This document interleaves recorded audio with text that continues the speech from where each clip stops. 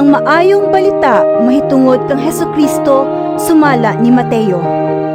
Mateo Kapitulo 1. Mao kini ang talaan sa kagikan ni Hesukristo, kaliwat ni Haring David nga kaliwat ni Abraham. Gikan kang Abraham ngadto kang Haring David mao ang mosunod nga mga kaliwatan. Abraham amahan ni Isaac, Isaac amahan ni Jacob, Jacob amahan ni Juda ug sa iyang mga igsuon. Juda amahan ni Perez ug ni Sira, si Tamar ang ilang inahan. Perez amahan ni Hesron, Hesron amahan ni Aram, Aram amahan ni Aminadab, Aminadab amahan ni Naason, Naason amahan ni Salmon, Salmon amahan ni Boaz, si Rahab ang iyang inahan. Boaz amahan ni Obed, si Ruth ang iyang inahan. Obed amahan ni Jesse, Jesse amahan ni David nga hari, Haring David. Gikan kang Hari David hangtod sa panahon sa pagkabihag sa mga Israelita ngadto sa Babilonia mao ang mosunod. Hari David amahan ni Solomon, ang iyang inahan asawa kanhi ni Urias.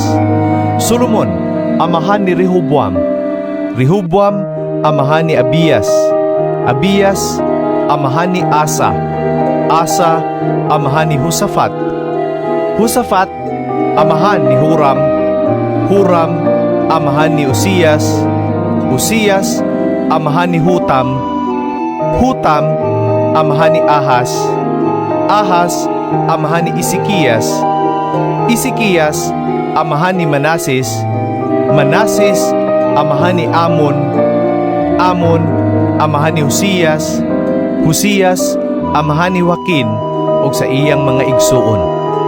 Gikan sa pagkabihag sa mga Israelita ngadto sa Babilonia hangtod nga natawo ang Mesiyas mao ang mosunod.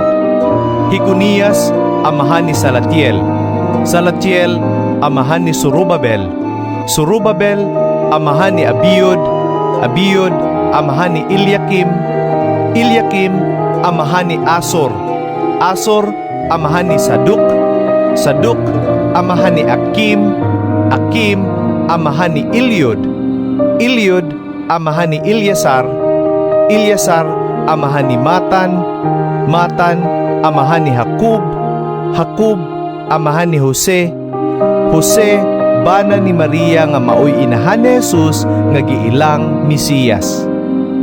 Busa may 14 kakaliwatan gikan kang Abraham hangtod ni David ug 14 kakaliwatan gikan ni David hangtod sa panahon sa pagkabihag sa mga Israelita ngadto sa Babilonia ug laing 14 kakaliwatan gikan sa pagkabihag hangtod nga natawo ang Mesiyas. Mao kini ang kaagi sa pagkatawo ni Hesukristo. Ang iyang inahan nga si Maria niadtong panahona gitakda nga maminyo kang Jose. Apan sa wala pa sila magtipon, nakamatikod si Maria nga nagsabak siya pinaagi sa gahom sa Espiritu Santo. Si Jose nga iyang pamanhunon, tao nga matarong ug dili buot nga pakaulawan niya si Maria atubangan sa mga tao. Busa nagplano siya sa pagpakigbulag kaniya sa hilom. Samtang naghuna-huna siya niini, mipakita kaniya ang usa ka anghel sa Ginoo pinaagi sa damgo ug miingon, Jose, kaliwat ni David, ayaw kahadlok sa pagpangasawa kang Maria, kay siya nagsabak pinaagi sa gahom sa Espiritu Santo.